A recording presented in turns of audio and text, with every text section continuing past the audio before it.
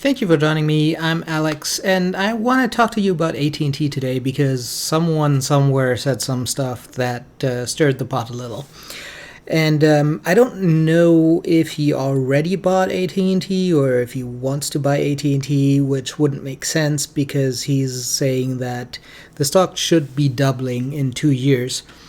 And let's see if he has a point or if we can get behind what he said. So he runs a fairly decent mutual fund or company-ish. The lines are kind of blurred, like with Berkshire Hathaway.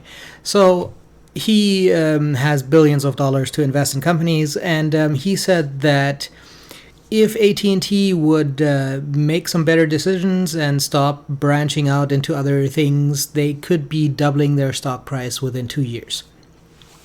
So let's have a look at the stock. And AT&T owns HBO and CNN somehow, and also they do phones.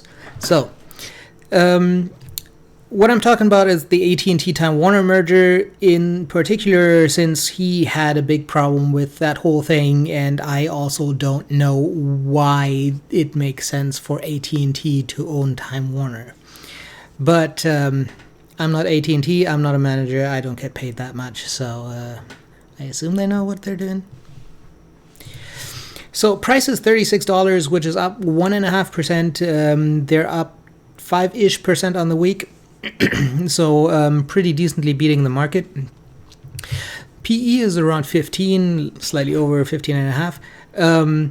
So already you can see that it might be underpriced, but it probably isn't underpriced a whole lot. But the dividend yield is 5.6% with a payout ratio of 86%.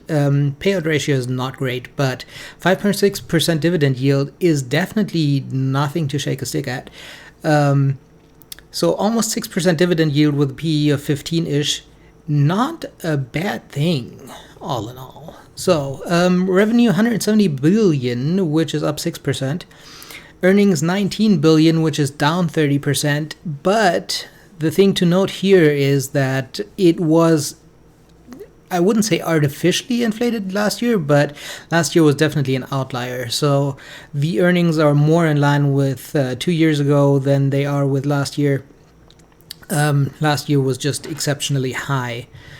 Not going to get into the why that was because I didn't do that much research into the stock yet, but earnings more in line with the previous years, which is obviously not a bad thing.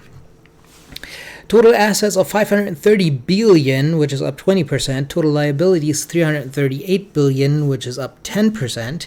And net tangible assets is negative 126 billion dollars. And you may say that doesn't make sense. 530 minus 330 is plus 200. And the problem is that we're talking about tangible assets, and somehow goodwill and intangible assets are about $300 billion on their financial statement.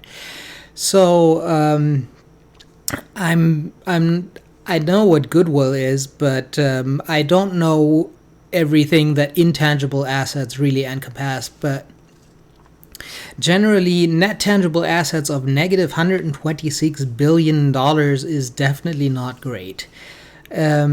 So, to make a case here for buying the stock is difficult for me because of the balance sheet.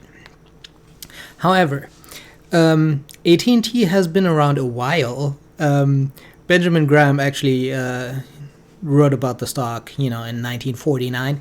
So they've been around. They're probably fairly safe. I wouldn't be quite so sure about Time Warner, which is now a significant portion of their business. But the base business of AT&T is obviously safe for many years to come. So I wouldn't expect the stock to just end up going bankrupt anytime soon.